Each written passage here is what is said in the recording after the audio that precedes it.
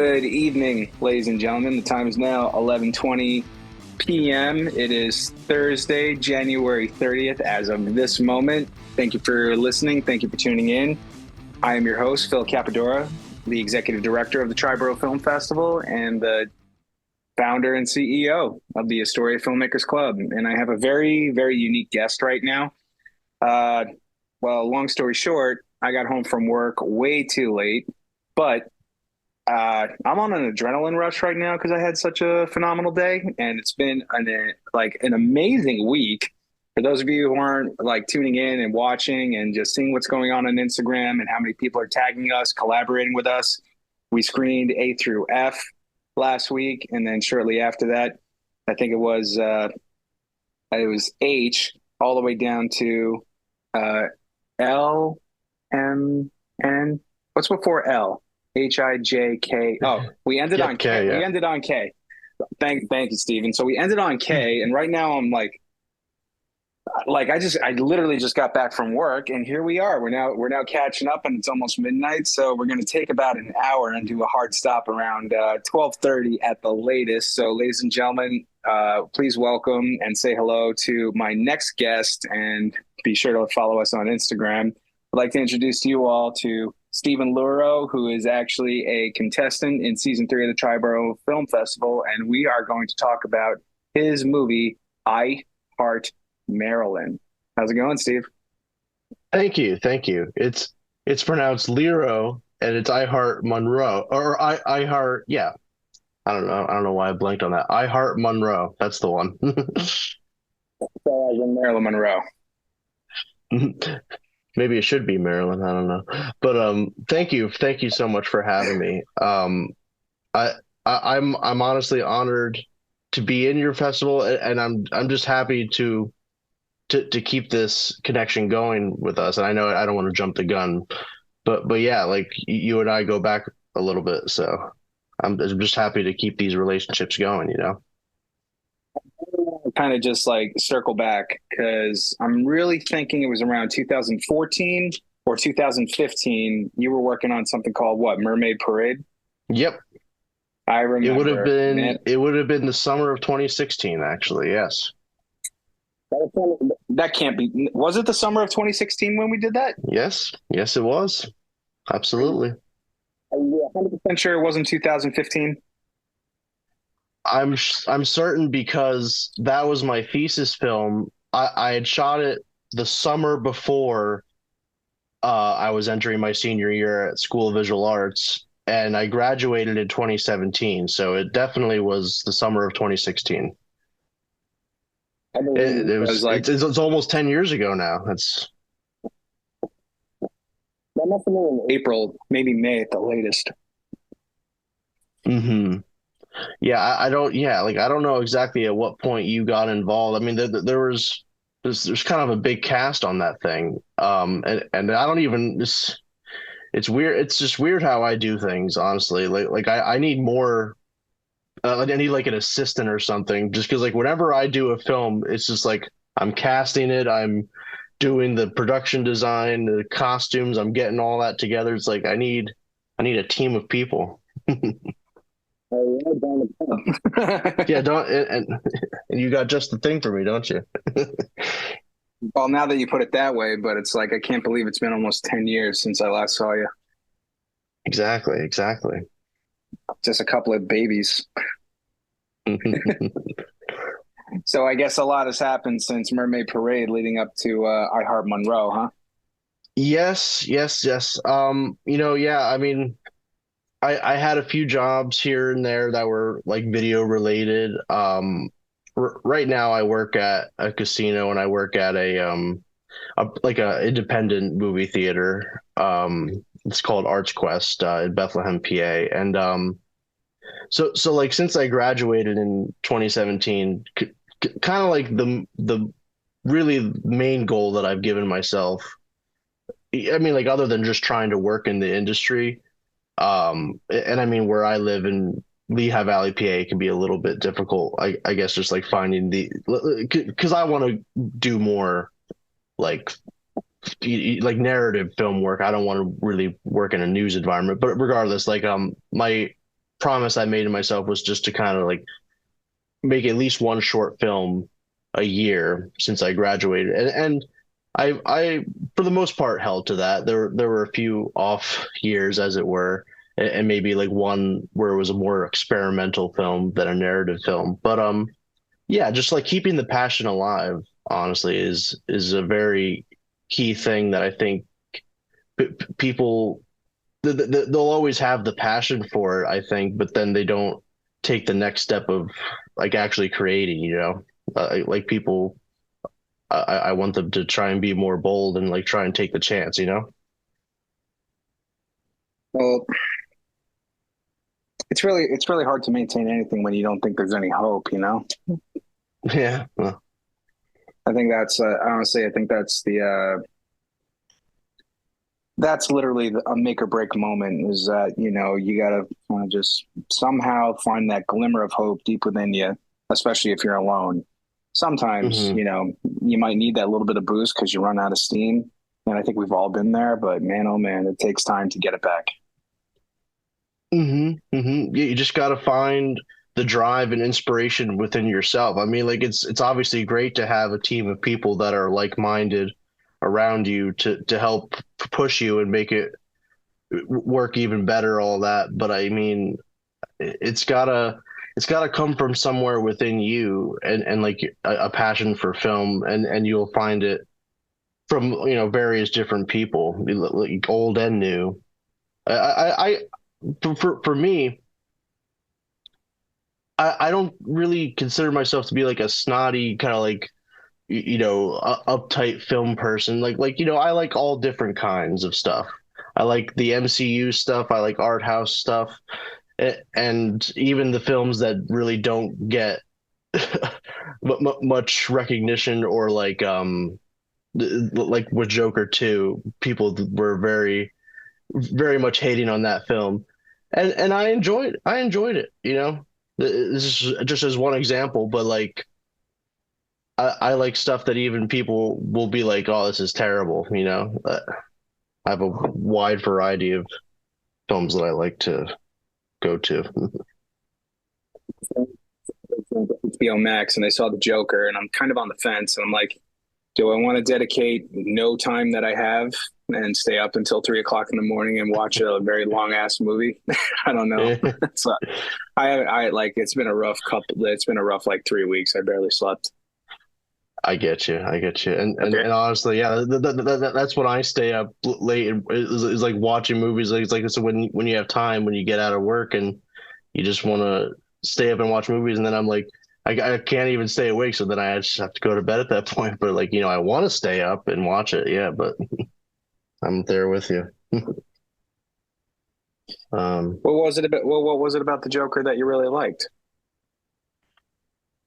because it was just so freeing, and like visually they were able to make it interesting, because of like I was going into it as someone who, like, I didn't particularly like the fact that it was a musical.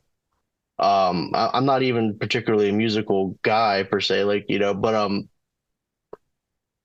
because it was experimental in that kind of approach, that like they didn't have to like abide by these strict narrative rules, and they could be free in the way that they did it. It was just it was fun to watch. I don't know what else to say. I mean, like, and I don't want to give away anything, but just like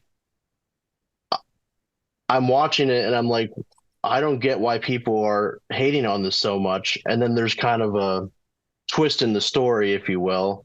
And I'm like, okay, I get why people are taken aback a little bit, but just, I don't know. It's like films are meant to be to create a debate in you and a conflict, and it makes you think about things. Like if I was coming out of Joker 2 with like all the answers, and there was like no kind of moral ambiguity debate out of it, I would feel gypped. I would feel as if this was just kind of like a corny exercise. But like the fact that there has to be a debate about the moral ambiguity of what's going on, I think it's just so interesting. Hmm. So, well, when you mentioned musical, Hmm. well, I didn't watch it yet, and you got Lady Gaga in it, but Hmm. we do know that the Joker or Joker right now, Hmm. we know that we last saw him in a sane asylum. Don't you think that this whole movie is in his imagination? Yeah, I mean, like there's a lot of that. Um, and I mean, it kind of like directly tells you there's like definite scenes going on in his head that he's just imagining the different reactions of people, this kind of thing. Um, yeah. But also, yeah, I mean, not to give anything away again, but just like it actually ends in a way that was supposed to be in the original. Um, without giving too much away, just because I read about the history of it, like Christopher Nolan had a very very specific kind of like, I want Heath Ledger to be this, the only Joker that does this with the scars and everything. Um, so at the end of the first Joker, Joaquin Phoenix was supposed to scar his face, um, and then that got reused in Joker 2. I won't say exactly how, but and that the only reason that was allowed to happen was because Nolan left Warner Brothers, didn't have a relationship with them, and went to Universal.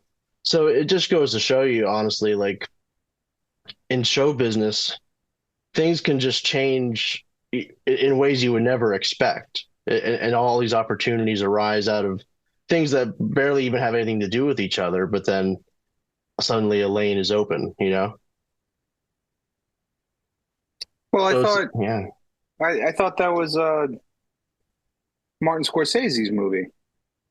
The first one. Oh, so Martin Scorsese didn't do the second one? No, he didn't do either of them. But you know what? It was all kind of a carbon copy. We all know it. Oh no, I don't know. I don't know Jack. What are you talking That's all hearsay. about? Here and say, let's go. What do you come on, what happened? So what? Martin Scorsese didn't really work on either one? Is that what you're saying? Maybe he had informal like advisory roles, but as far as I know, he didn't have an official role in that. I don't know if in terms of the producers, maybe there were some producers that work with Scorsese on that. But no, everyone was saying at the time, like this is basically like Taxi Driver, and like so many allusions, visual allusions to this. Um, so it's just funny at the end of the day that like something that was so like $1 billion film is suddenly a big flop. No one expected that. Oh well. I mean, it could have been on purpose because a lot of people got paid, I assume. Yeah, yeah. I wonder. Yeah, well, when these movies cost like $200 million, like Killers of the Flower Moon, like a lot of that is going to What a Leo, I fucking assume. scam. What a scam. And I'm sorry, I hate to get Yeah. political, but you need no, it's like the previous administration just lost like a billion plus change, and they still lost the election. Meanwhile, right before that, you're telling me that the Joker was $1 billion movie and it didn't actually work? Well, the first one did. The second one, I don't know what the hell happened. Apparently, it all came from Joaquin Phoenix dreaming. Apparently, he woke up one day and was like, "It should be a musical." So what happened? I'm sorry, I call bullshit because if you put two and two together, if they were done by the same production studio, they probably owed money. So in order for them to avoid paying back taxes, they had to flop deliberately and hope on the back end or the long run, and the trequel or whatever you call it is going to actually make up Uh, the difference. Maybe. I honestly doubt that that'll Uh, ever happen. The 50 the bucks, three 50 cool. bucks. No, $50 in the next 18 months. They're going to have to liquidate it and sell the rights just to pay what they owe. because meanwhile, everybody who made money on that movie, they walk away, but the IP goes bankrupt, which is its own, its own little thing, and they just like avoid or evade. I think like that's tax evasion, bro. I mean, you're kind of right. I mean, I see the point you're making. Because like it's no one. Like if these are facts, I did not know. I didn't even watch the movie yet. I heard it was a bomb, but we don't know that to be an absolute fact. Like we gotta see the numbers on the back Well, it's end. You like gotta wait a that's year. the thing is there's the artistic art interpretation, and everyone's opinion is different. It's like then the business side of it. Like there's obviously going to be a crossover in terms of how people perceive things and if they like it. Um, I enjoyed the thing, so maybe they did, and honestly, it makes no sense. Like putting this on paper, like a DC art house musical. I don't know how it got greenlit, to be honest. It's just like, It wasn't supposed to make any money. They needed a flop because it's like Max Bialystock and Leopold Bloom. You can make more money with a flop than you could with a hit. yeah, all that jazz. They had that kind of same thing there. Never seen that one. And all that jazz. Well, are you talking about Chicago? Well, it's a Bob Fosse film from 1979 where Roy Scheider. It's kind of a semi-autobiographical film about Bob Fosse, and it is about it's based on like when Bob Fosse was putting on Chicago and editing a film about Lenny Bruce. He was just overstressed and overworked, and he had a heart attack. And they're like, it actually would make a lot more money if we didn't go on stage, and we get the insurance money. I'm really starting to like cinema, and it's like yeah, it gets kind of making the movie about the crime and getting away with it is more interesting than actually pulling it off. Meanwhile, like that, pretending you actually did something that you may or may not have done is what is actually more interesting than what you may or may not have did. Mm-hmm.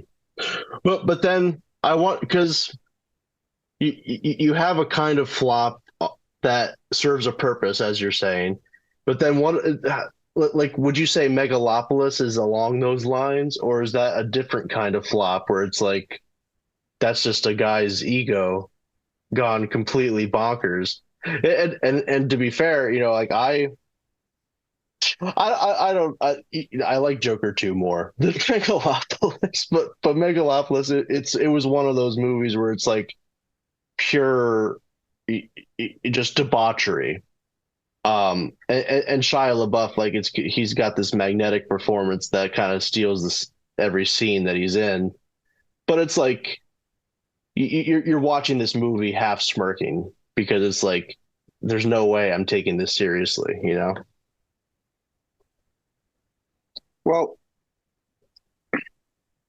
now that you bring up Shia LaBeouf, Yeah. what did you mean by that? How he like steals the scenes, or Is it just like what overacting, or just like maybe playing it wrong I as don't an even know if actor? he's overacting so much. I just mean that first of all, I mean, I've never read the script, so I don't know if how much he's improvising in each scene. I imagine there is a little bit of improv with him. He's just that kind of actor where he's unpredictable. But just yeah, like In the movie? in the movie, and I think from what I've read in other like on set, he is a little bit spontaneous, like in the same way that Joaquin Phoenix kind of is, and he'll kind of go off in different directions at any given time. So Shia LaBeouf was in Joker 2. No, he was in Megalopolis. Going back to Mega, bro. I'm sorry. I've never seen Megalopolis. And you probably don't have to, if we're being honest. What's that movie about? um, Adam Driver plays this visionary guy that creates, if he discovers a technology, this, I forget what the freaking thing is even called, like this special material that he can use to create a bunch of different things, create a big city.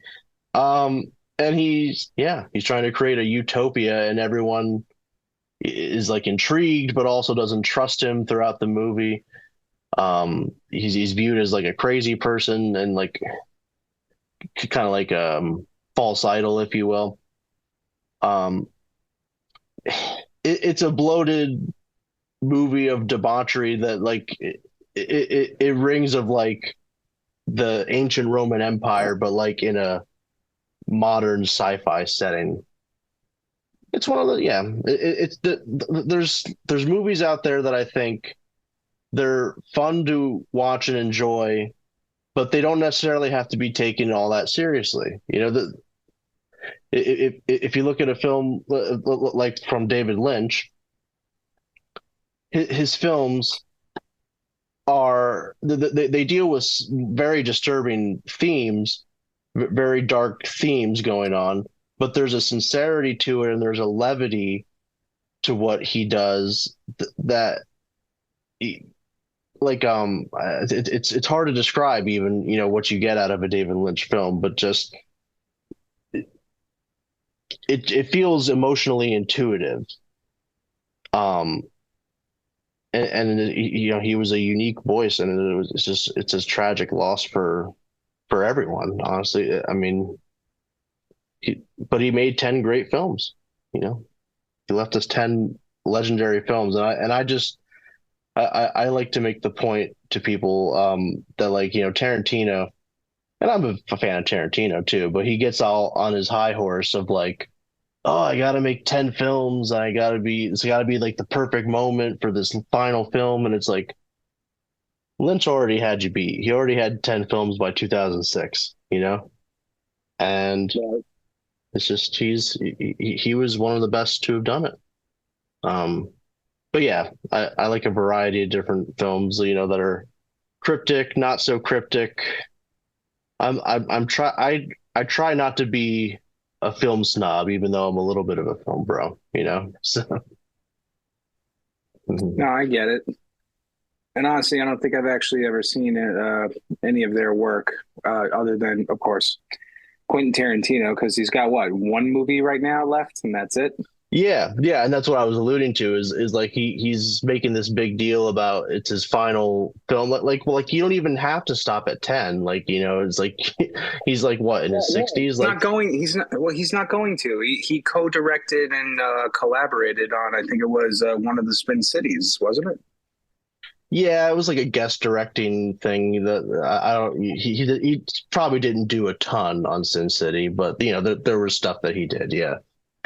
Um, Did he announce what he was going to do for his last movie? well, there was this script floating around called The Movie Critic, and it was supposed to be set in the 70s, and it was about this film writer, and it was also going to have like some crime angle to it. I think like it would actually go a little bit more back into like his old like gangster stuff, right? And supposedly it was gonna have like Rick Dalton maybe and Cliff Booth like from Once Upon a Time in Hollywood that they were gonna make an appearance, but then he pulled the rug and was like, I don't know if the script. Because I know the same thing happened with The Hateful Eight, that the script leaked and he almost didn't film that, but then was convinced to do so. I think probably by Samuel L. Jackson. But yeah, The Movie Critic, I don't know if he's going to film it later on in his life, but he said like it's not going to happen anytime soon. So He's going to do Kill Bill Volume 3, right? I would love that. I would love to see that. He has to do it. He can't not do it. I mean, you have Maya Hawke. I mean, she's there, and Uma Thurman's there. Like you could do it. Yeah, he already said what the ending was going to be in his first volume on what's going to happen now that she's got her daughter. So it's going to be daughter on daughter, because Black Mamba versus the legitimate Black Mamba were supposed to have a fight, but it's going to be a feud between the two daughters. Yeah, right. But, I'm calling it. You heard it here, folks. No. Like it's like people have been wanting that. I feel like for years at this point. I think Tarantino is the kind of guy that like he thinks about the whole of his legacy, and he feels that Once Upon a Time in Hollywood is his high note, and he doesn't know if he can top that. And I think that there's an intimidation element there for him that he doesn't know. He's afraid that his next film will be, lackluster compared to the one before it. So I don't know, but like I feel like you can't be I in your don't head about it. disagree. I don't disagree, but like, come on, like this is the guy that created Pulp Fiction, who was, like could barely take it, he could barely take a shit in his own house because he probably didn't have money for toilet paper.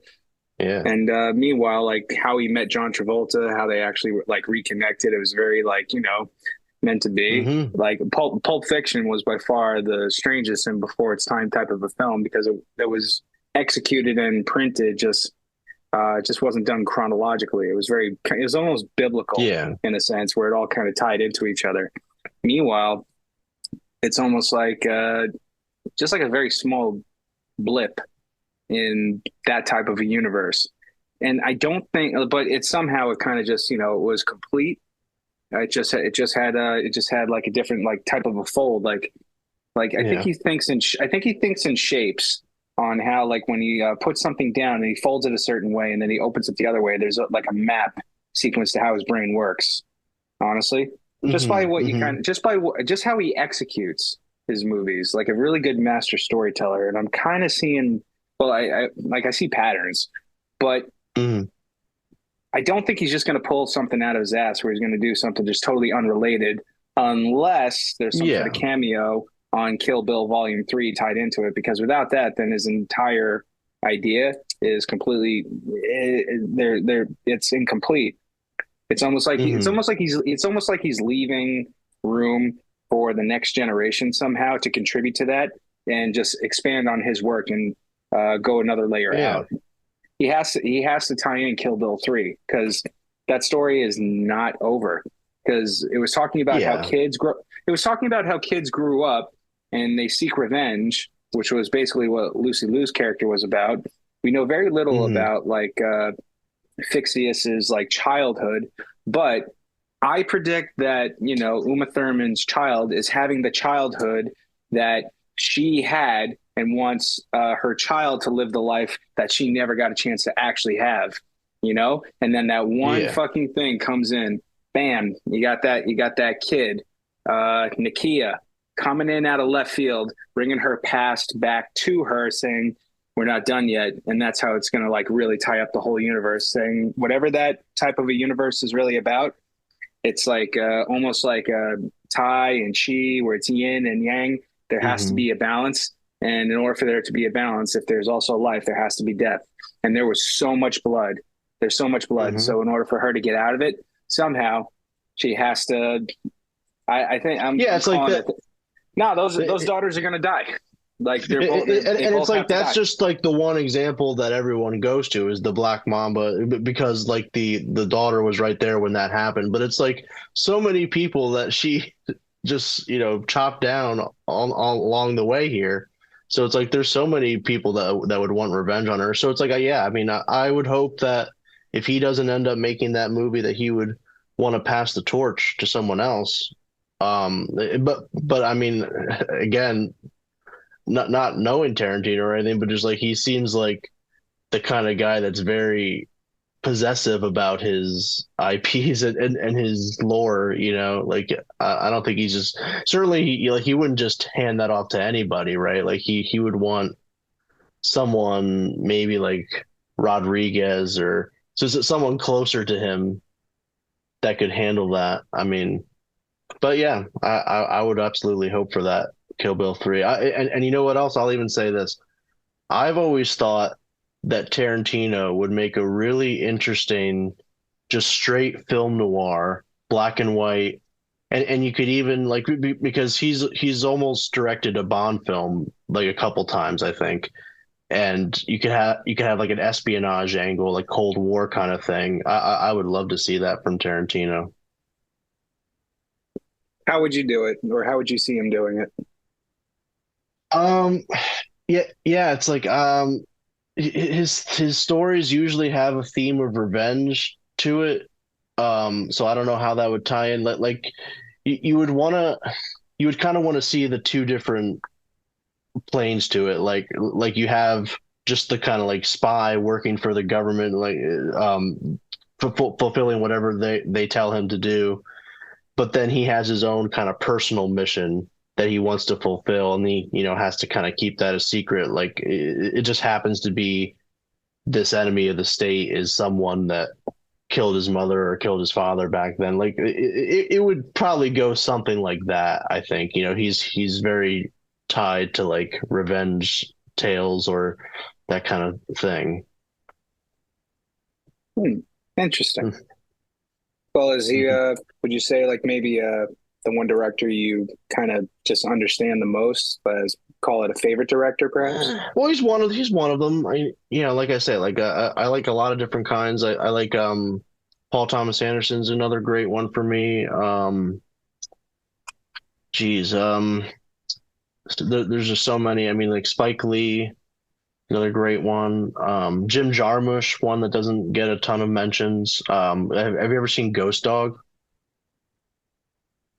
Don't think so. What's Ghost Dog? Oh man, you got to check out Ghost Dog. I think you would really like it. It's a Forrest Whitaker. It's actually technically a remake of La Samurai, a French film that I believe Melville did. And yeah, like the basics of it is like Forrest Whitaker plays this hitman that kind of has a samurai code that he abides by.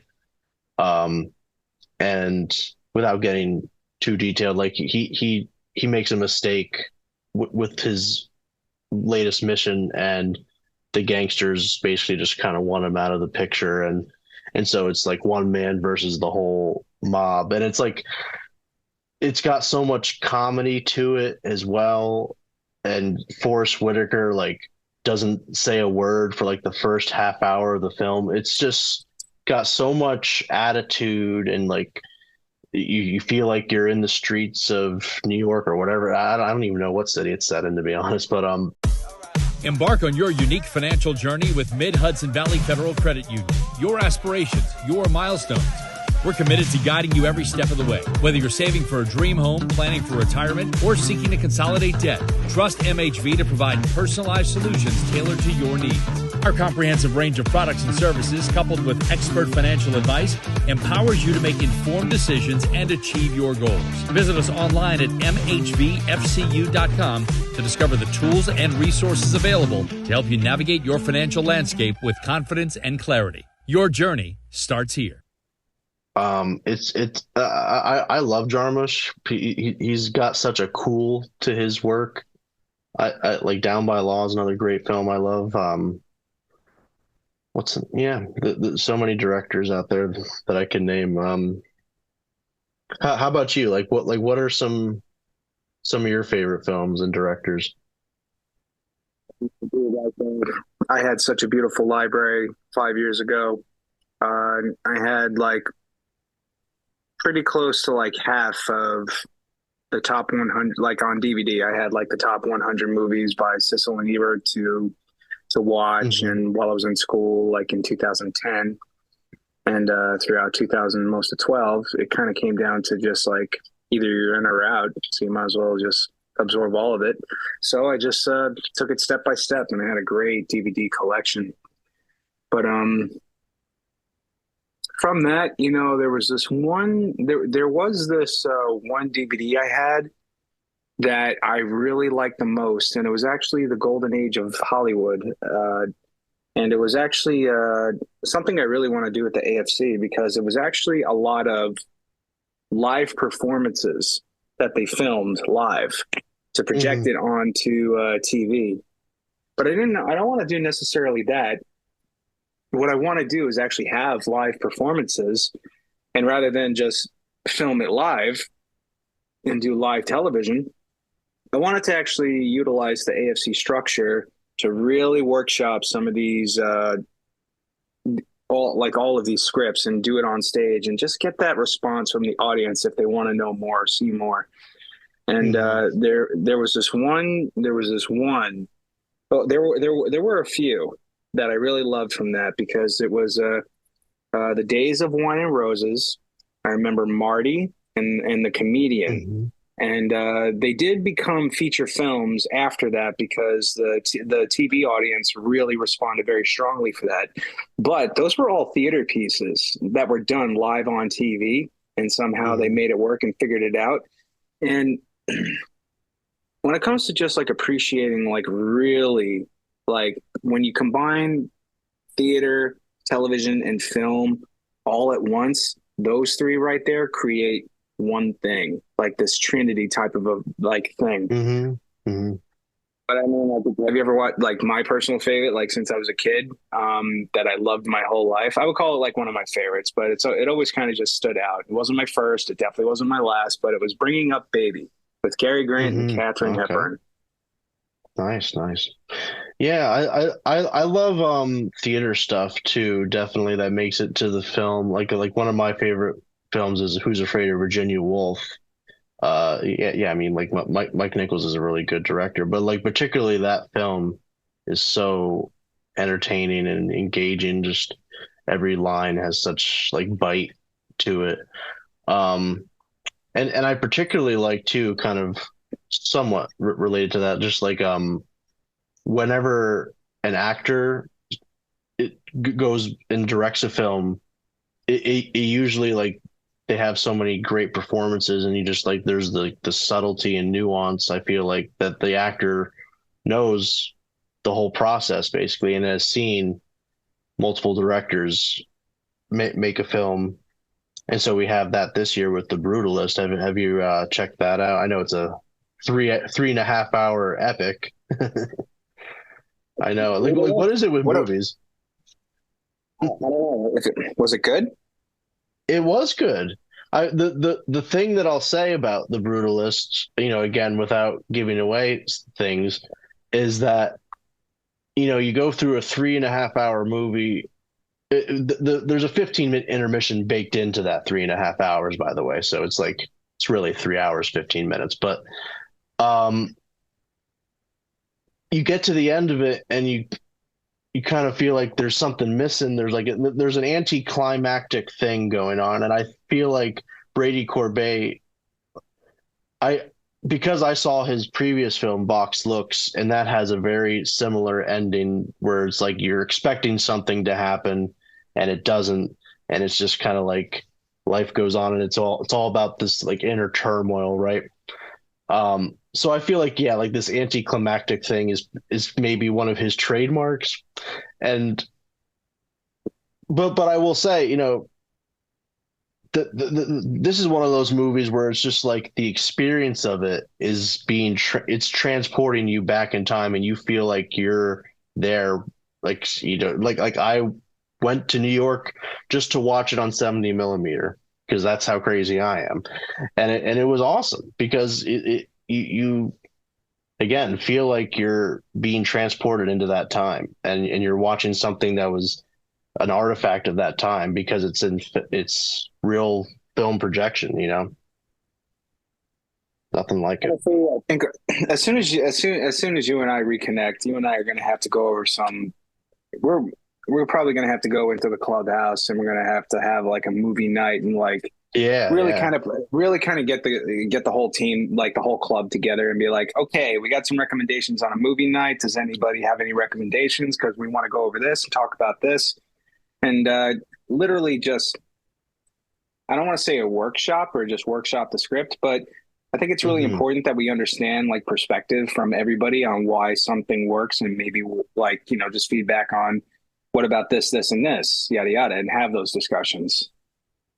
Definitely. I would love to be in a work setting like that. Yeah. I don't know about The Brutalist necessarily, because it's like, come on. Is it really 3.5 hours? Yeah. Well, and this whole thing about length, right? Like, did you see Killers of the Flower Moon? You saw Killers of the Flower Moon? Yeah. And a lot of people. All right, that's it. I'm opening up my IMDb because like I'm really good with like I'm very good with trailers and visuals of posters and stuff, but sometimes the name and the face does not stick. I don't understand that. It's what'd you say? It was Scorsese's. Killers of the Flower Moon is called. It's a Scorsese's last film that he did with Leo. I mean, what, like number five Leo Yeah, Scorsese I know collab? exactly. I love this movie. Lily got robbed. Fuck you, Oscars. I'm Oh, sorry. absolutely. I'm with you She there. won.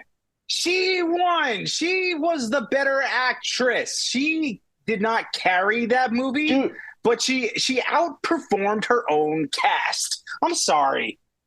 What a pile no, of no, no. bullshit. It's not like The Oscars are they're too much fun, honestly. It's like I spend way too much time over analyzing and like writing my predictions down. I'm gonna do a video on it, right? Like it, it's just a joke, honestly, at this point, you know. Like but when you why are we watch that clip, like what yeah, why are we even doing what is the point of these these oh my God, these acceptances? Like uh-huh. what is the come on, Yeah. like they got I don't know, man. And I was going They to got to say get back too, to basics. with that win, or when Lily was robbed and Emma Stone got it for Poor Things, like she even seemed I get it. surprised. No, that movie was, I get it. It was Yeah, wacko as fuck, and to perform a wacko yeah. as fuck movie and do it well, yeah, I get it. However, this category is for the actress. What did the actress do that was on point to that universe? Well, Granted, I could see the argument, but it just really came down to it's like honestly, it's like performances. They're so hard to even compare because it's like Poor Things. She's acting like an infant. Like how hard is it to really do, to be honest? You know, like when you have to portray a range of emotions and also realistically, as she had to do in Killers of the Flower Moon, but then I think of other films too, like I mentioned David Lynch before, and he did his famous campaign. I don't know if you know this. There's pictures of it online where he tried to get Laura Dern nominated for Best Actress for Inland Empire, and to do that, instead of spending a bunch of money, he sat on the sidewalk with a director's chair and a cow and a giant poster that of Laura Dern, and said, "For your consideration." She ended up not getting nominated because you know Inland Empire is way too honestly, out there. no, honestly, it's such a heavy. It's got to like I'm on this side. I'm on both sides, so like I see the Yeah. perspective from everybody. You know Hmm. what I really like? I wrote down a note on why I think it was just a matter of maybe this role was too easy for like a person like Lily, to be honest, because she was a Yeah. thoroughbred. She was a thoroughbred native. It wasn't like she was breaking herself from the character on Yeah. such a dynamic scale. I think this really came down to acting dynamics on believability, and the scripts were so far beyond comparison. Where you take a woman who did La La Land, Emma Stone, and you have to put Hmm. her into this category and see what she does and how well she does literally that. I think it was such a distance of believability from her natural state where it just gave her that edge. And that's what I think acting actually comes down to, because you have to apply yourself as the root basis of the character, or I'm sorry, as yourself as the actor, because that's why you were cast. And then the Yeah. performance to create that type of dynamic, I think that put her ahead. Granted, Lily outshined her own cast in a spectacular film, no doubt about it. But when you look at the acting dynamic, I think that's what separates everybody. Wait, Just so just to kind of reiterate that, like because of people's perception of kind of Emma Stone and like the roles that she had taken, this was like so far from what people had seen before, and that was kind of what put her over the edge. yeah, I because see that. Yeah. I or believability, or it's like maybe even when people get nominated, these type of conversations that they have to have. Out of all the nominations, do you think they could switch roles and perform just as good? Yeah. Hard to It's like say. Hard to say. it's like how many actresses could have taken Lily Gladstone's place, and it's like there's not really Single because of fucking who she one. is. Not exact. I think that's the advantage. I think Lily had the advantage as an actress because it was like, yeah, but I'm Yeah, throwing I 90 get mile you. an hour. Yeah. It's kind of like that's where I think it gets very tricky because then you really got to consult with. I'm speaking from the perspective of an But actor because like that's yeah. what I understand best. You know, But it's like that was the heart of the movie. Like the history of it is obviously so intriguing, but then this love it story. comes. That's what creates a best film. Mhm. Like when you create it and they all hit and they all sort of universally together create that such a like we're moving together forward. I don't know if I don't even know the name of Emma Stone's movie, but I don't think they won best film It because got it a lot was of nominations. well Poor because of thing. course it was because it was fucking wacko. Weird. That's why. Yeah. And it was But you just know like it what was very though? a little theatrical, but it was supposed to be. That was the point. And man, it gets tough. But you Ugh, know what? what the hell did I'll I get shout. myself into? Oh my God. Why? I could have been building skyscrapers in Manhattan. I could have retired at 39. I'm doing this It could shit have been on in 38 soon. Megalopolis. Well, But I don't even know what the hell that is. Francis Ford Coppola wishes he that you did. But I was gonna say like I'll shout out Kinds of Kindness, which is Yorgos Lanthimos did Poor Things, and then did Kinds of Kindness, which that did not get any nominations this year. Like people had thought maybe it had a shot for Jesse Plemons. I believe he won the Best Actor award at the previous Cannes Film Festival. But I enjoyed Kinds of Kindness a lot more than Poor Things, just because Kinds of Kindness, like like the humor of that movie, like it's silly and absurd, but like you don't have to take it too seriously. Like I think Poor Things was trying to say all these kind of serious points, and then actually too, if you know more about the book was a lot more political, and then in this movie it was kind of just more about like, oh, she's obsessed with sex all the time. So like honestly, like there was a lot of intellectualism that was robbed from that movie that could have been there. um but yeah, for Poor Things. Was that more of a Tim Burton film? Who directed that? It's Yorgos Lanthimos. He's like a Greek director. He also did Killing of a Sacred Deer, if you've seen that one. Dogtooth was another weird one that he did. That I think that was in Greek. It was not English language. Oh, boy. He's Jeez, not, you're gonna get nuts. I know. No, But I mean, like, this is gonna get nuts for me because I'm literally like, just like a regular guy living a normal life. Did one thing that led me to this right here, and then all of a sudden, I have a podcast, a film festival, and I legitimized Hollywood East, and I'm Yeah, working with multiple chambers of commerce on how to make it grow. And that's awesome, man. I need a haircut, man. Like, yeah, like the Me work you too. guys don't see, like the work you guys don't see because I have white hair is literally what's going to like more or less advance everybody. The only thing, dude, the only reason why I started this is because I needed something like this the day before I got accepted into acting school. All right. Before that, it was Hmm. just an elective for me. I didn't even know, like, I Hmm. didn't even know what I was doing. And then boom, kind of, I like, if you don't mind, I'd like to Yeah, circle back to Mermaid Parade because it was yeah, two, absolutely. it was 2016 and you cast me and man oh man I remembered like I upset you because I like what I looked older than my headshot. Yes, well, it was supposed to be high school age kids, and I was like, "Oh my gosh, I'm a little worried. You look a little older." I think maybe I even saw some gray in your hair, and I was like, "Oh my gosh!" But hey, I don't know if I anyone don't. even noticed that. Like you get hung up on things that a lot of times people don't even notice. Um, You're a good director but man I'm sorry like I lit like the headshot was current, the headshot was current though dude. yeah, Just saying no, I mean, like no harm, no foul, and honestly, like that was a good scene. That like, well this is my headshot right now so I don't know if you could tell uh, with a shave and a haircut I look exactly like that. I don't know if you could tell it's the same dude. yeah, I can totally tell.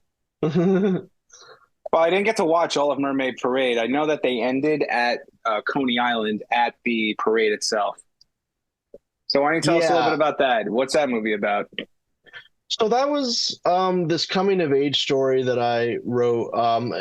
I think I'd had it all throughout college, this idea of this kind of like ne'er-do-well character that's living in New York. It was originally like set in like a summer camp because it was kind of like inspired by my experiences going to New York for like film school, summer camp. I went to a place called SOCAPA, School of Cinema and Performing Arts. And so then it changed to just a performing arts high school. And I think I had been developing it kind of like through sophomore year and junior year. And I kind of had the feeling that like I knew that this was going to be my thesis film. And I wanted to commit to that and make it a feature film. Um, and honestly, like just do it my own way because even though I used SVA equipment whenever I could, and I used their studio space from time to time whenever I could, um,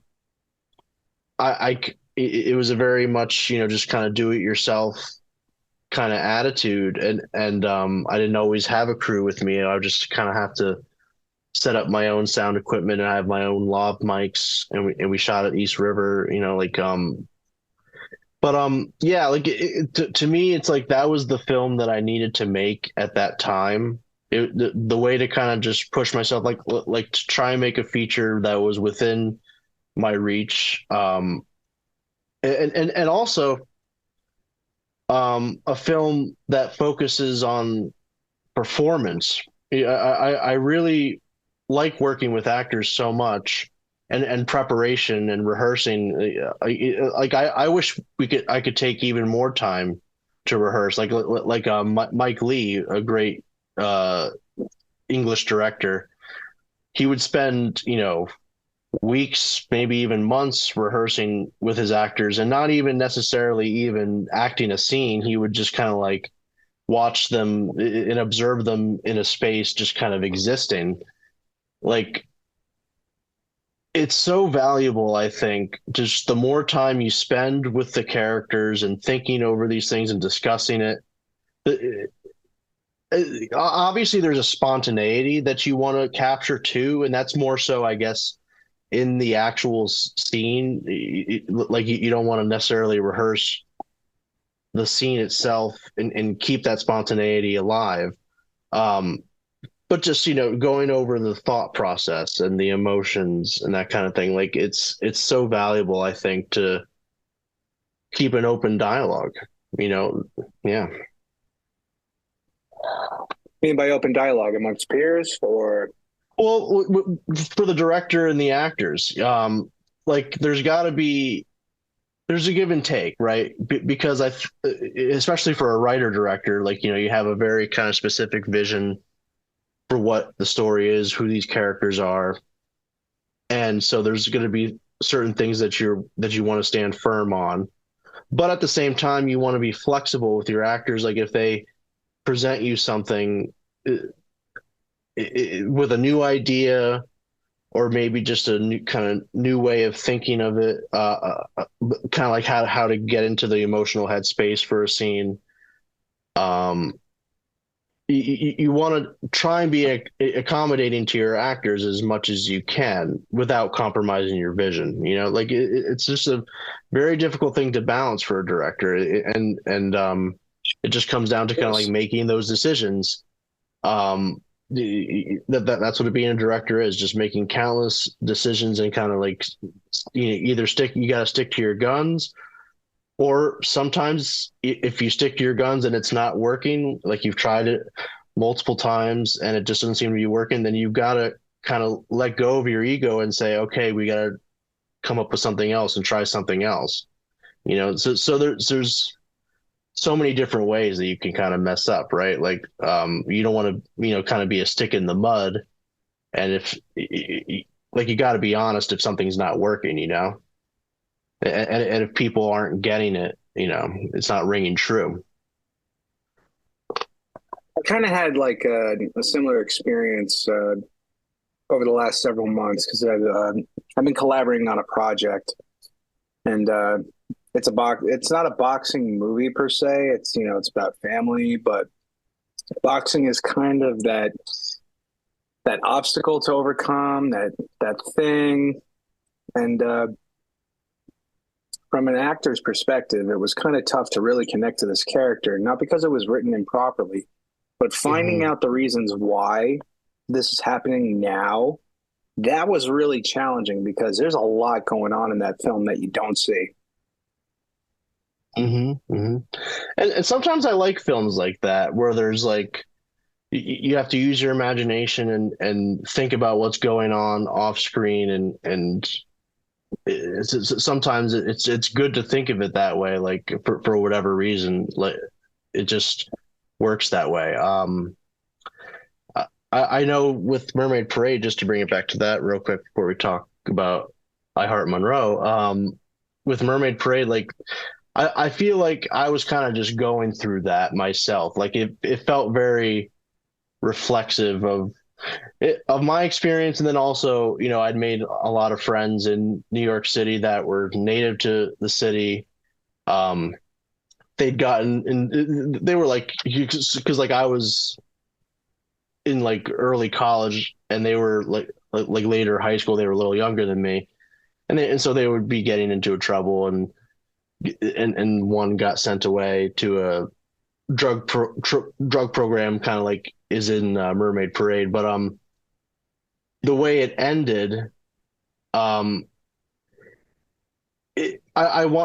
always like I knew when I made it, like I just wanted it to have this kind of bittersweet ending where it's like the couple is together and it's like they're young in love and everything, like they're on top of the world, and but you know that there's a naivete to it, like they're gonna go off and go to college and build a career. Like it's not gonna last forever, even though like it feels like it's the summer of love and you've got the first love of your life, and nothing's gonna change. Like it will change, but like just kind of capturing that innocence is what I wanted to end the movie with. I'd say. I guess that brings up yeah, man, dude, this is like full circle for me because I can't believe it's been 2016 now, 9 years, give or take since I last spoke to you, saw you, something like there might be an Instagram pop up now and then, but then all of a sudden, there you come out of nowhere. Well, I will say is that we got to get you. We got to put a like a 6K camera in your hands and see what you could do with that. I'm just saying. Thank you, man. Oh, I appreciate that. I think like there's no like you can see what directors are going for, even the concept. I mean, like we have this one guy. I don't know if you listen to any podcasts, but we had a guy who did The Bottle a while ago, and when I watched his first draft. And he showed me after we did the podcast, like, because, I watch all the movies and we talk about it and things like that. We did a little bit of a deep dive. And I am familiar with the 6K camera. And just like what you're able to do with it just really helps with the right piece of equipment. Because I Heart Monroe, now that I really think about it, there was nothing wrong with the movie, but I think it was just almost a disservice to the story and the performance that the camera did not meet the expectations or even compare to the performance and the direction and the writing. It was just here I am. Here's my, I'm here. Like the camera itself, that technology just didn't match I Heart Monroe. But that's not like an advantage or disadvantage or anything like that. But it's like, was there a reason behind that, or you just it was a budget thing, or was it a matter of the lack of equipment? My camera is the Sony A7C. It shoots 4K, but I will say, in order to do this, all of the hospital scenes were shot in one day, and no one believed that I could do it in one day. I got doubt the whole way through from the actors, from the crew that I did have. And so I actually set up the schedule so that and reserved some rooms in a hotel so that whatever actors were able to stay could stay for an extra day. But we ended up finishing from like we all got on set from like 8:30, and we probably weren't filming until like 10. And then we were out of there at like 6 or 7. I think probably right at 7 is when it closed. Because we had to get out of there because the building was going to close. But so I was going to say, there's 2 cameras, and we used an iPhone shooting in 4K, my iPhone. And so that's why, like you could kind of tell the difference if you're looking for it, but I tried to kind of color time it so that it would look, the same. It has to match. But yeah, there's definitely shots that are from an iPhone on there. And I used, by the way, the Blackmagic Cam app, which is a free app, and it gives you, control over your iPhone camera. It's great. It's a great tool. And the fact that it's free is just awesome, But honestly, I gotta hook you. You gotta hook up with Spencer, and you two should really collaborate on a project, honestly, because first of all, bravo, your cast did very well altogether. Like, thank you. no, I didn't even recognize your filmmaking style compared to Mermaid Parade, because I'm going back like 10 years by memory. I'm like, that guy, Steve, made this. No offense, but it's like it's been 10 years almost, and it's like, no way, dude. Great job. Like, it was so well written and so character driven. Like, not for nothing, dude. You separated yourself from the pack.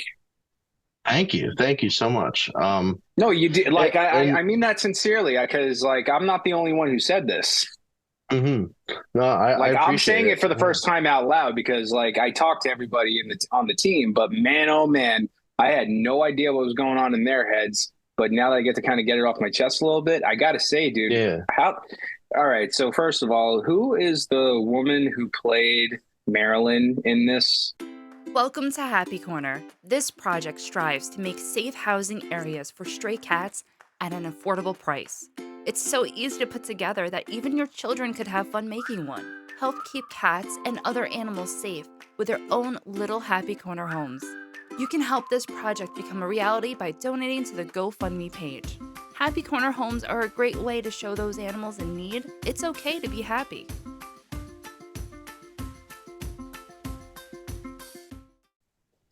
Her name is Courtney Coffey, and she lives in Brooklyn. I told the casting crew Courtney, everything let's about go.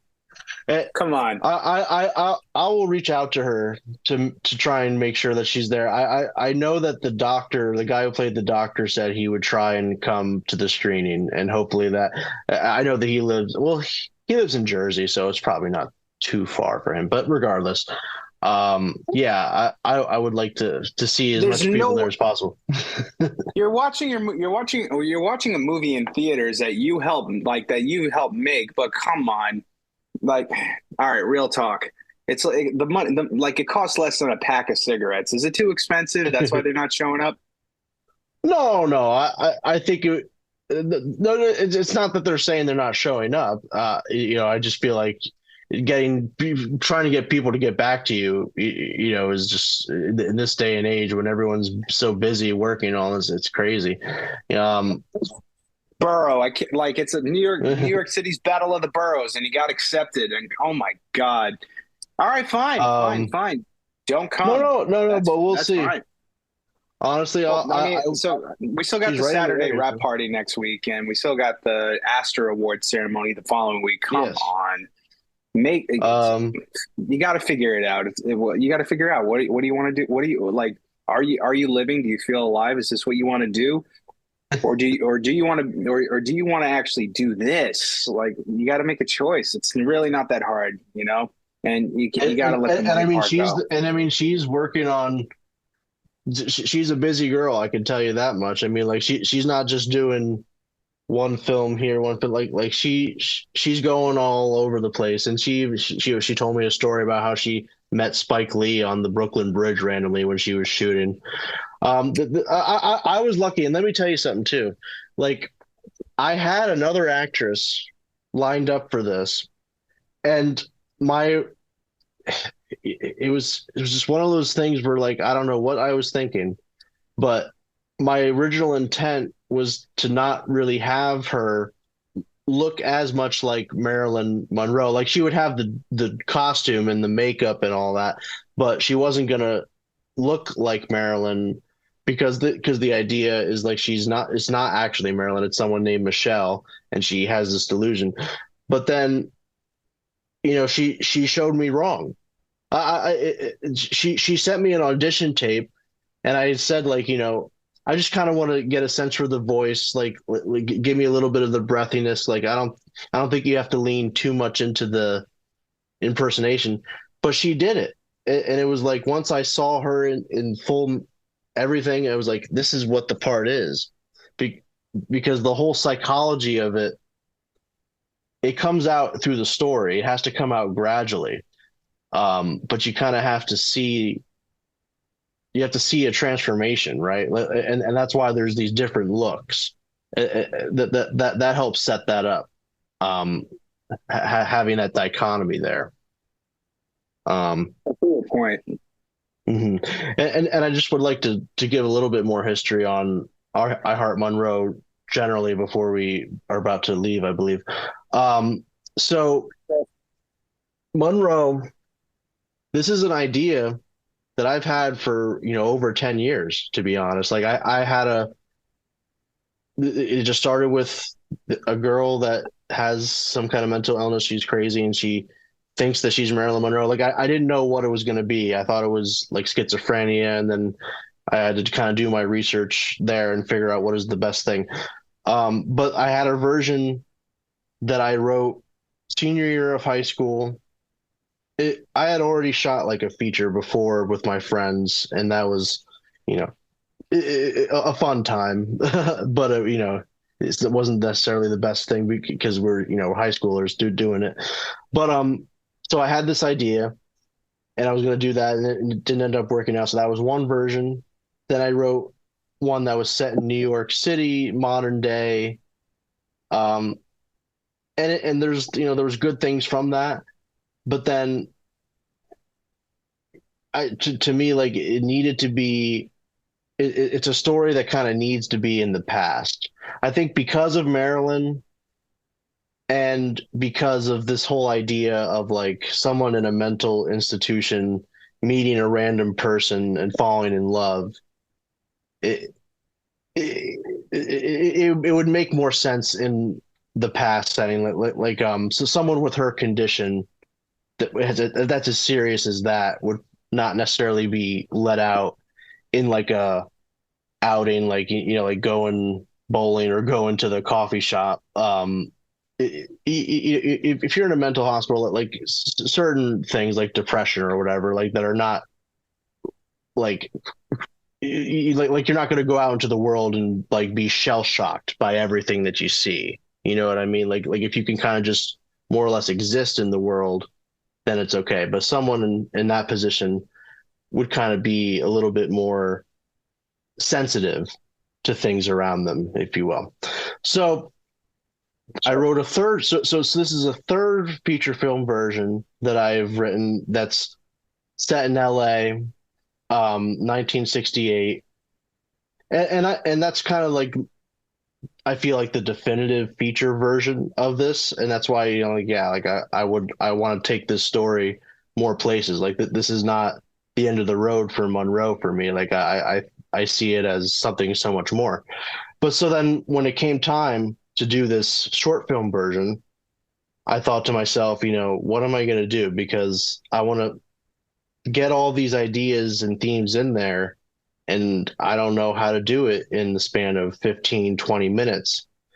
And I kind of just had this realization that like I'm going to go more in a David Lynch kind of surreal direction where like and there is a narrative obviously in this film, but it's not exactly the focus. Like the backstory is there. We give you everything you need to know about the backstory, but ultimately you kind of realize that the events that you're seeing are kind of more of a fantasy than the reality of things. Um, and then also like it allowed me to introduce more of the film nostalgia aspect to it because I think that is a big part of the film too, is kind of like just being an homage to cinema itself. And so that allowed me to bring in Grace Kelly, Audrey Hepburn, and Elizabeth Taylor. And that was more or less just a springboard for kind of like each woman's going to have kind of like their own characteristics. And that it's kind of just enabling me to stir the pot and see where I can create the most conflict. Like Grace Kelly's character is kind of the more maternalistic and kind of like highbrow, like she thinks she knows what's best for everyone kind of character. Audrey is very shy and reserved, um, and like I guess distrustful of people. And then the Elizabeth Taylor character is kind of like the party girl, like uninhibited and free, and a little bit more on the Marilyn side of things, but maybe just like not as much of a control. Like it seems like Marilyn slash Michelle, there's like a method to the madness, if you will.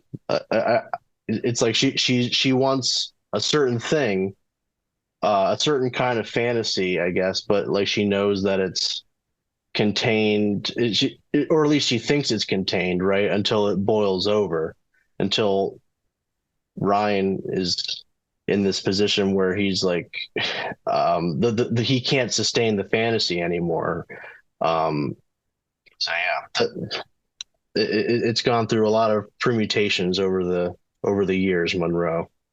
And yeah, I'm happy to bring this version to the festival.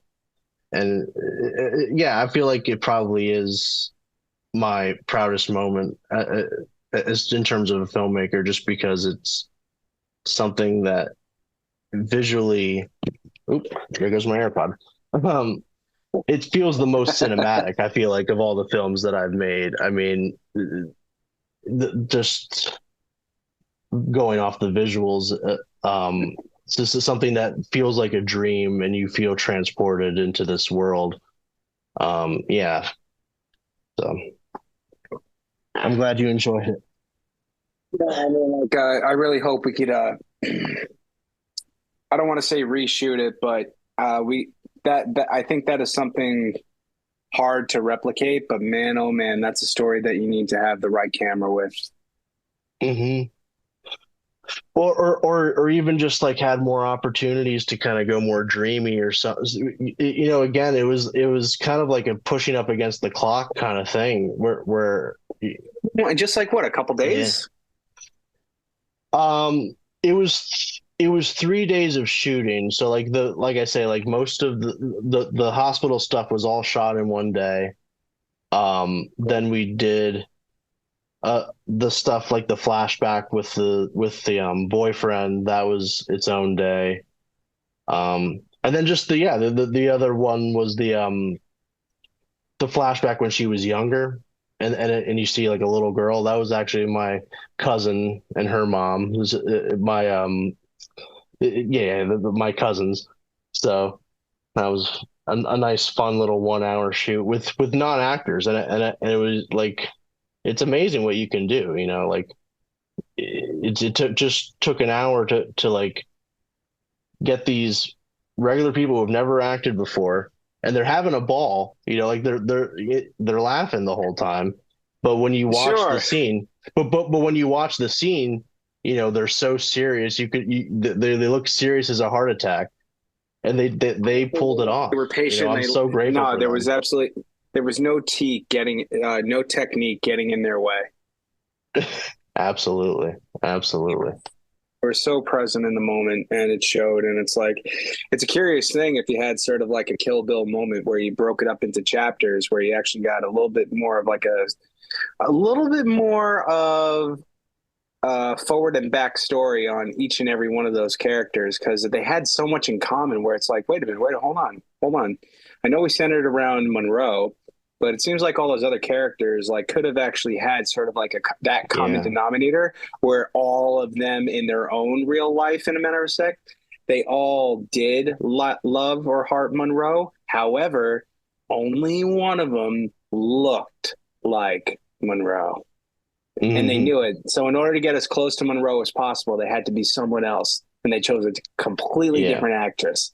And that's what they all have in common, and that's why they're stuck there.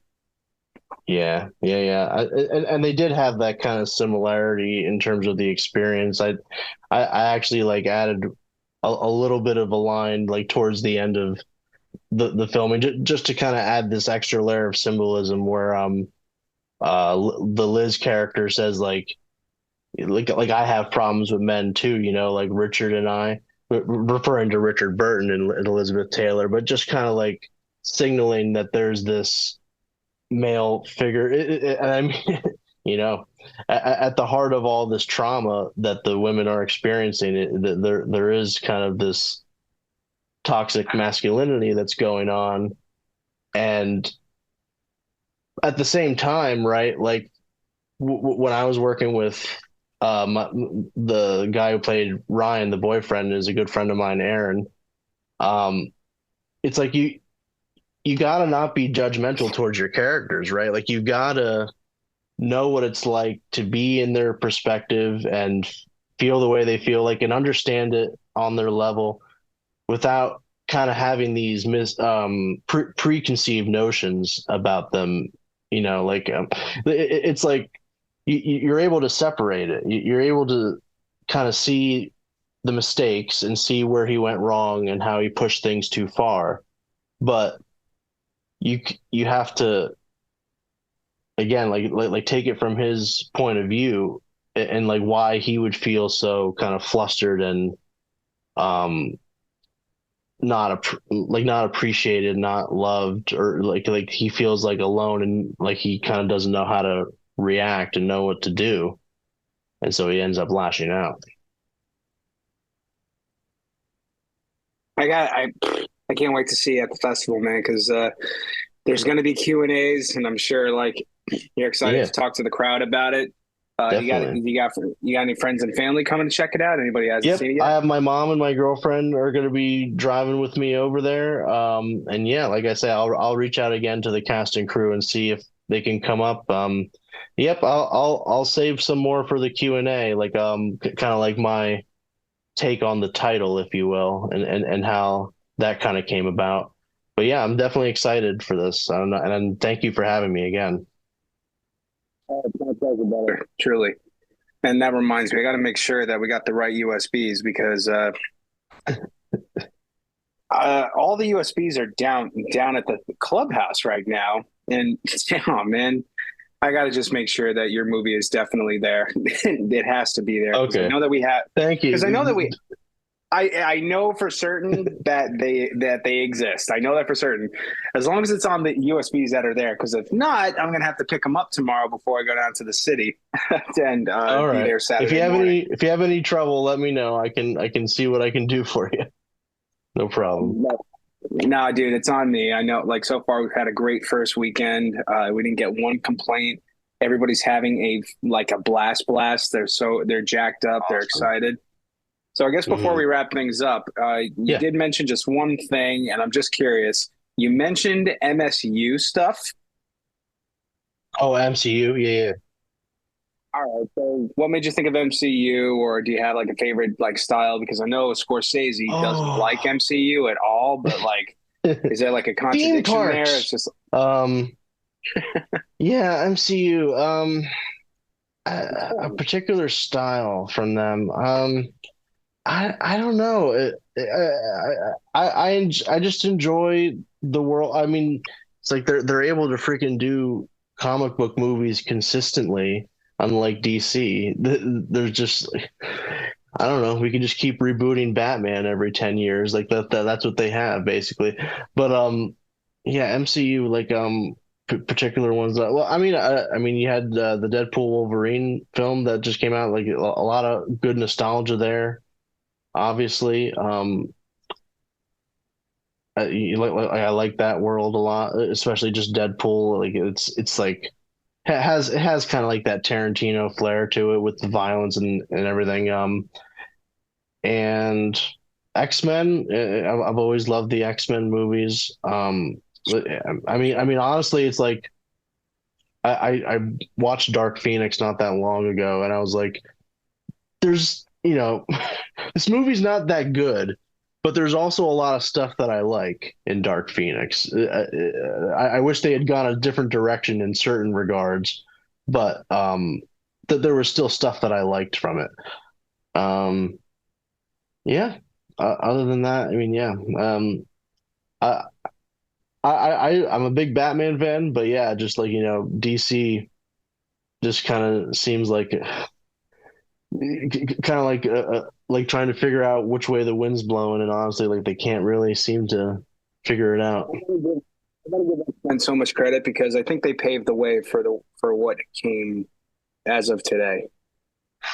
I know, and I thought about that too. Like The Dark Knight was one of like that really was kind of like the first just a regular film released in IMAX, not some like National Geographic kind of thing.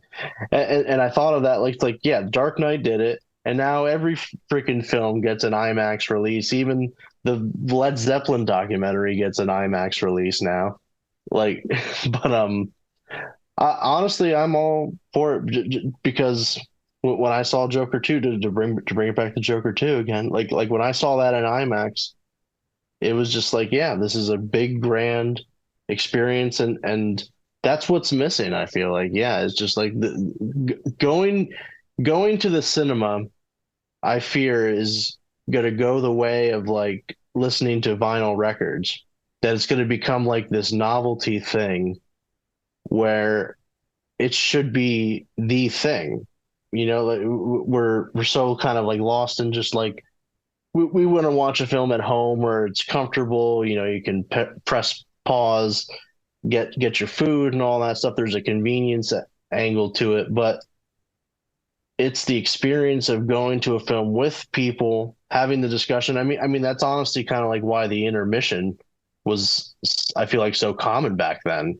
You had films like Lawrence of Arabia where you watch 2 hours and then you come out of the theater and you're having a dialogue with people about what you saw, and then you go back in and watch the rest of it. It's like that is there's films that are helping to do that, I think, that are helping to kind of create dialogue around them. But yeah, just like the whole going to theater experience, it's something that I it's like maybe that's all we can kind of hope for is the tokenization of it, that it just kind of becomes this novelty thing, and that's how it continues to live on. But yeah, I mean, I want to have more films out there that are just creating an experience and not just like the standard thing. Yeah. I want to ask you just one personal question before we wrap up. Sure. You saw me act. You understand the MSU. Yes, I did arrest Batman, but neither here nor there. Out of curiosity. Right. I forgot about that. Yeah. Not like, yeah, I forgot about it too. I'm curious though. Like, I'm just asking because I asked this question once before. I got an answer, but I'd like a second opinion. Out of all the MSU characters that you think I would do well as both actor and character, like there's something that I could definitely do it. Maybe I'm not the first pick, but I'm definitely the second pick. Is there any character in the MSU that you think that I might be able to perform? Oh, that's a tricky one. I mean, there's so many to choose from. Yeah, you know what? Well, okay, no, that's DC. Damn it. I was gonna say I was gonna say Rick Flag with Suicide Squad, but no, that's DC. Hold on, I'm gonna look him up. Who's that? Rick Flag, in Suicide Squad. I forgot who plays it, but he's like a military guy. He's like a hard-nosed kind of military guy that has to like be the leader of the Suicide Squad. If they have like a character like that, so maybe, you know what? maybe you could be a Punisher, or no, that's still DC. I'm still fucking up. Oh my gosh. So if I'm a DC guy, that's cool, but I need an MCU guy, brother. All right, hold on. Now I gotta look this up. That'd be interesting because I did work on Daredevil. Yeah, oh, nice. Yeah, right Nice. before you and I met, I was on Daredevil. I met the cast, I met the crew, I hung out with everybody, I did my thing, and then I went home. Eh. No, Rick wait a Flag and minute. the Punisher. No, yeah, but don't Spider-Man and I think Punisher actually is MCU because I know that Spider-Man and Punisher have interacted before. Marvel or DC. So you know what? Oh, so Okay. I don't know why I got that mixed up. Punisher is absolutely Marvel. So you know what? I say Punisher, and I'll direct this. You know, like I I want to make I would want to make a Punisher film that's just kind of like more in the Scorsese line of things. I mean, like they did that with Thomas Jane and John Travolta's like the main bad guy, but it kind of goes off in a it's too campy of a direction, and there's like all like I think it ends with like this weird explosion scene it just is too over the top, that Punisher movie. I would want to make something more grounded and more I mean like that film did have a good tragedy at the beginning to set things up, but yeah, just like I honestly, would go with. I would have to read every single Punisher reference to the universe to kind of set up the theme, as well as every single comic book. I guess that Punisher was really showing Or off Daredevil. because If you put some dark sunglasses on, I could see you doing Daredevil. like I've been called Ben Affleck before, but I'm like, no. All right. Those are my answers. I mean, I don't know. Off the top, I don't know. That's what I'm going with. I got a completely different answer from another dude. Okay. No, they Well, said they said I should play Hercules and just go toe to toe oh, with. They told me I should go toe to toe with Chris Evans in a fight. yeah, I would watch that. I'd pay a ticket Well, for I that. mean, no, only because like I look very much like I can really do the original Gladiator.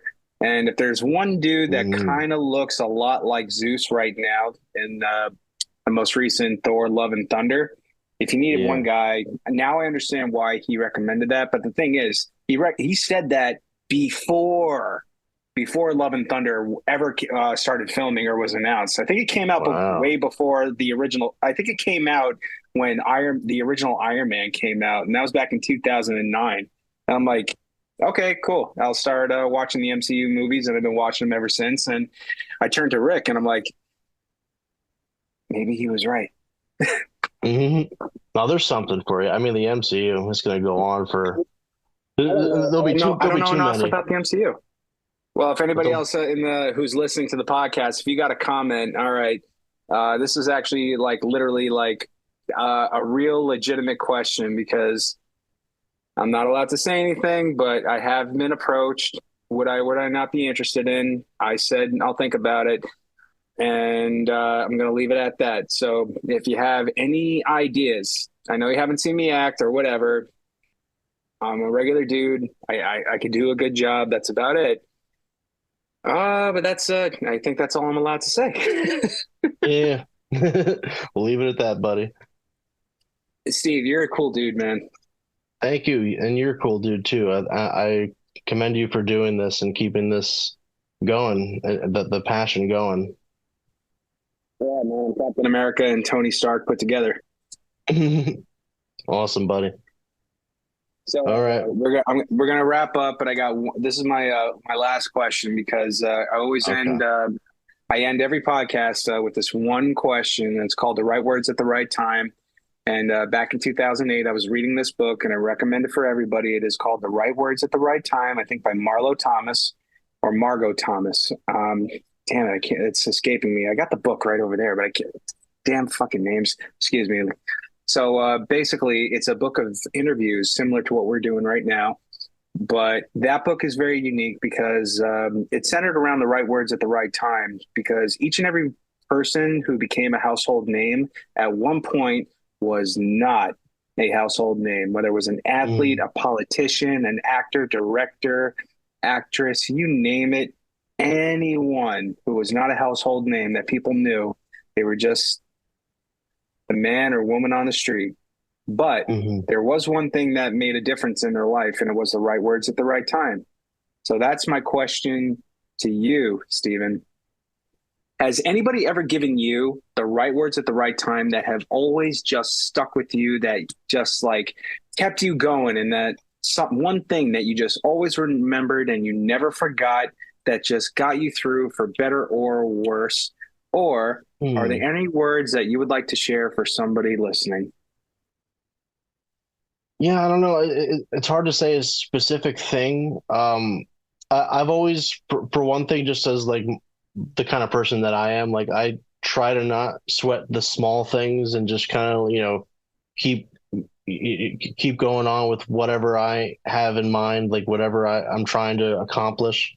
So I try to not let anything drag me down, that kind of thing. But I'm kind of reminded of when I was working on the thesis film Mermaid Parade, and I had my thesis advisor. He recognized, I think, the kind of like my own personal sensibility being transmitted into the film. And I always laugh because he asked me, like, it's like, are you Catholic? And I was like, no, I wasn't really raised Catholic. And he was like, this film has like a real Catholic guilt aspect to it, and like this moral drama to it. And I took that as a big compliment, just because like I know Scorsese's early films, and they have that theme of this like Catholic morals, like kind of interfering with what the characters want throughout the films.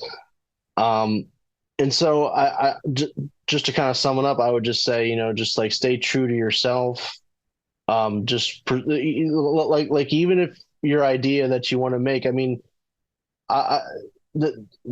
telling people, a film about a woman that believes that she's Marilyn Monroe, like maybe on paper it sounds like not the best idea, like not the best thing you want to pursue, but just like if it resonates with you, just keep pursuing the idea, and just be true to yourself, and fight for that.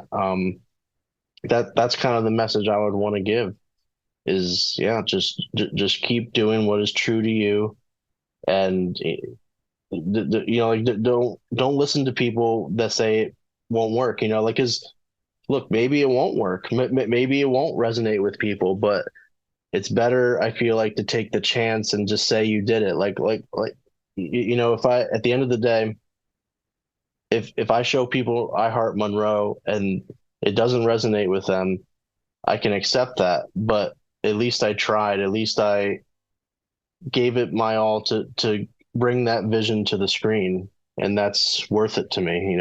Even if no one gets my film, it's worth it to have just honestly gotten that out of my system. It felt like it was time. The idea had been sitting with me for so long, over a decade, that I was just like, now is the time, and like I can't wait any longer. So yeah, like don't sit around, and just if it's like in your bones and you want to do it, then go out and do it. You heard it here, folks. Stephen Liiro.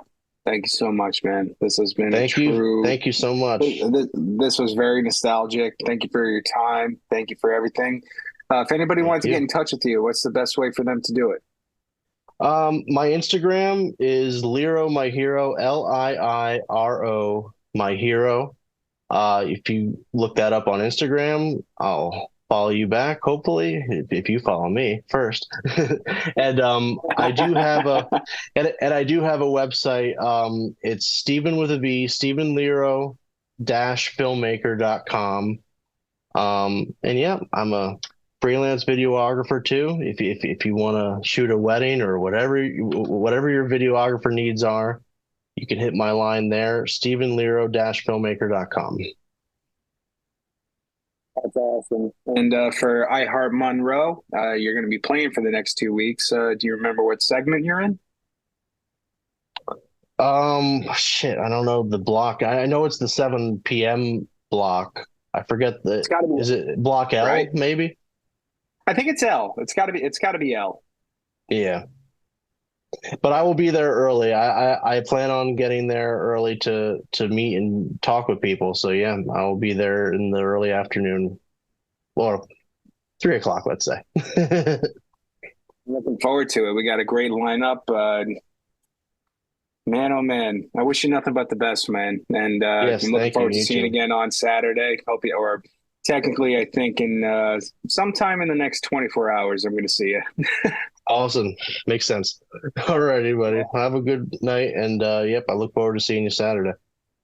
And I'll leave you with this: wherever you go, in all that you do, always remember to never forget community, creativity, and joy. Have a good one, man. Yep. See you, man. Ciao for now. Mhm.